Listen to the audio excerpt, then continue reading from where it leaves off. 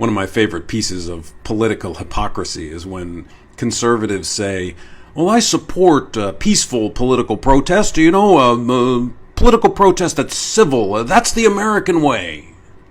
Except, of course, every time there is peaceful political protest, you get just as outraged.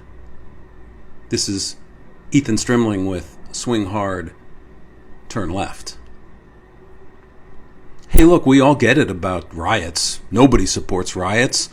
Riots are not an outcome that anybody wants to have happen. The only disagreement there really is around why did the riots occur and how do you deal with it? Do you look at the social causes that might have created the situation in which people feel that that's their only avenue to express their anger and be heard? Or, do you think they're just a bunch of punks and you want to get out there with some pepper spray?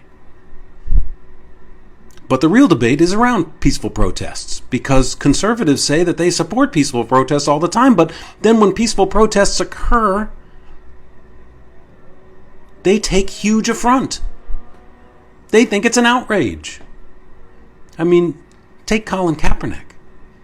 It couldn't have been any more peaceful. It couldn't have been any more quiet and respectful. He merely kneeled. In fact, he was just sitting on the sideline, on the bench at first, and a photographer took his picture. No press releases. Take the NBA players. They walk off the court. Couldn't have been any more respectful. Or baseball players, or the hockey players who refused to play, or Fenway Park where they hung a banner up in the rafters that said Black Lives Matter and conservatives flip out.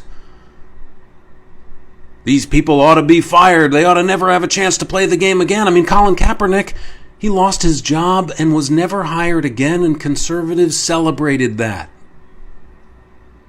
So look, stop saying you support peaceful, respectful protest, because you don't support any protest if you disapprove of the protesters.